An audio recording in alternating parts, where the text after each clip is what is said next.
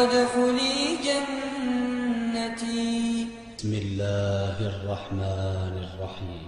الحمد لله رب العالمين الرحمن الرحيم مالك يوم الدين إياك نعبد وإياك نستعين اهدنا الصراط المستقيم صراط الذين أنعمت عليهم غير المغضوب عليهم ولا الضالين